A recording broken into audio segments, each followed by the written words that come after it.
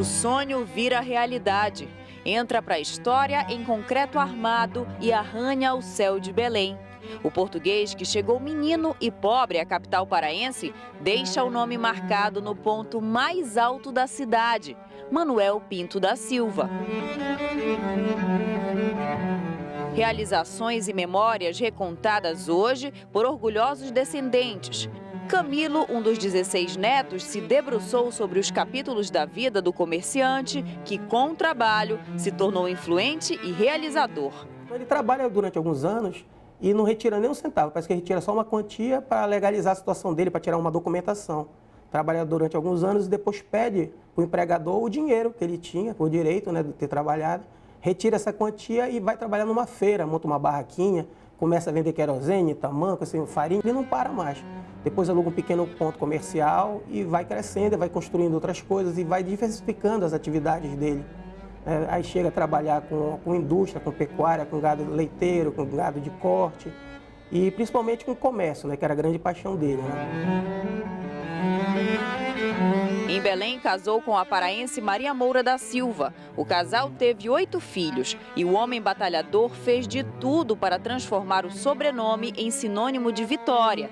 Ele aproveitou a fase de reurbanização da cidade, que vivia o período da guerra e recebia investimentos norte-americanos. Era o projeto de verticalizar a Avenida 15 de Agosto, hoje Presidente Vargas, pelas mãos do urbanista carioca Jerônimo Cavalcante. Ele criou uma lei que dizia que não se podia construir nada no que é hoje a Presidente Vargas com menos de 10 andares.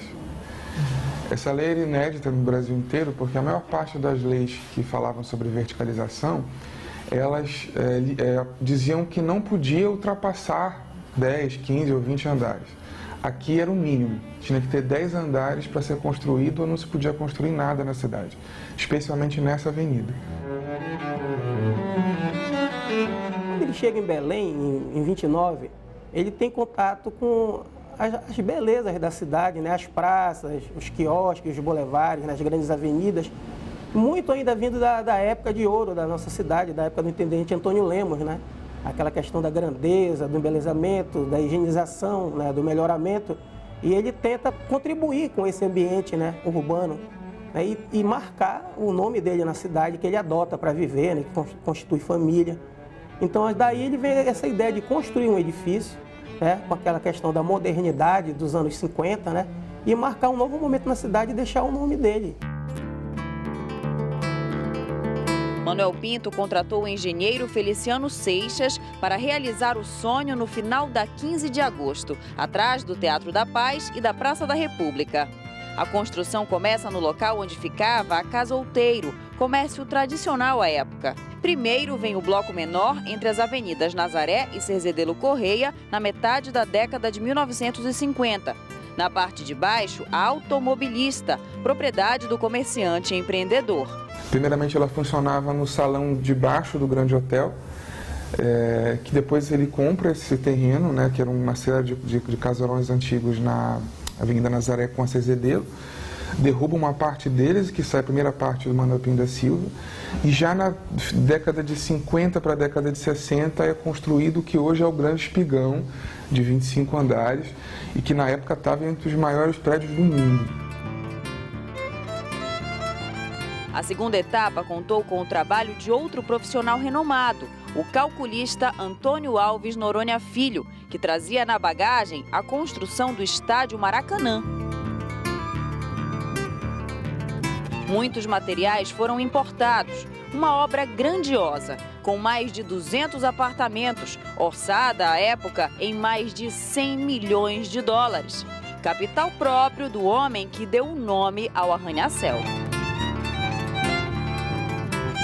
O mais alto da cidade por muito tempo, um marco arquitetônico, histórico e que interferiu no comportamento social. A tradição era morar em casas amplas, ter contato direto com os vizinhos. O modo de viver em apartamentos foi logo questionado, mas o edifício imponente se transformou em referência. No início, habitado pelos mais abastados. E também um espaço de grandes encontros. Cedeu lugar para emissoras de TV e rádio, restaurantes, lojas, farmácias, entre outras coisas.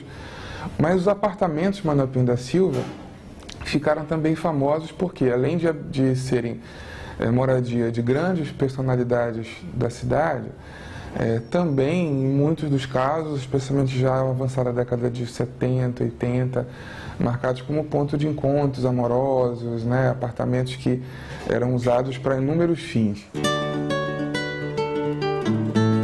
Um ícone da engenharia que movimentou o meio profissional e a opinião pública. Muita coisa se falou sobre o Manuel Pinto, porque ele tem 2 outros prédios mais baixos nas 2 avenidas, que é a Cezedeiro Correia e a Avenida Nazaré. E se dizia que aqueles 2 prédios mais baixos, né, teriam sido construídos para apoiar o Manuel Pinto, porque corria a boca pequena e que ele estava rodando, girando para um dos lados. Isso não é verdade. As sacadas extensas, a quantidade de vigas.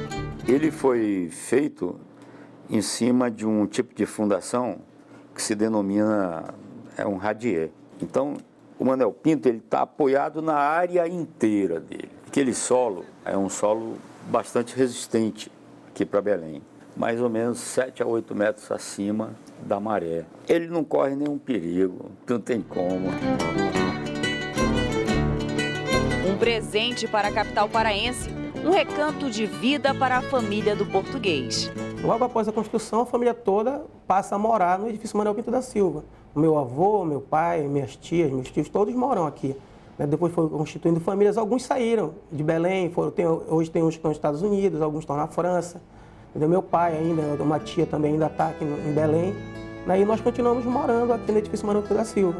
E continuam cercados de memórias do patriarca. Manuel Pinto viveu maior parte do tempo na unidade 202, apartamento amplo que ainda guarda móveis da época, hoje habitado por uma das filhas. Mas foi aqui no 204 que Manuel Pinto da Silva viveu os últimos 10 anos de vida. Inclusive foi aqui que ele morreu, segundo a família, em uma poltrona que ficava encostada nesta coluna. A esposa foi até a cozinha e quando voltou, pensou que o marido estava dormindo, mas ele já estava morto. Outro detalhe que chama bastante atenção no apartamento enorme, são mais de 800 metros quadrados, essa estrutura de cobre que permanece até hoje. Onde nós vemos o tapete vermelho, ficava uma escada que dava acesso à entrada do edifício. Era uma portaria exclusiva para o morador mais ilustre do prédio. As complicações decorrentes da diabetes levaram o homem visionário em 1974, mas ficaram as histórias. Patrimônio que ganhou vida não só com os moradores e frequentadores.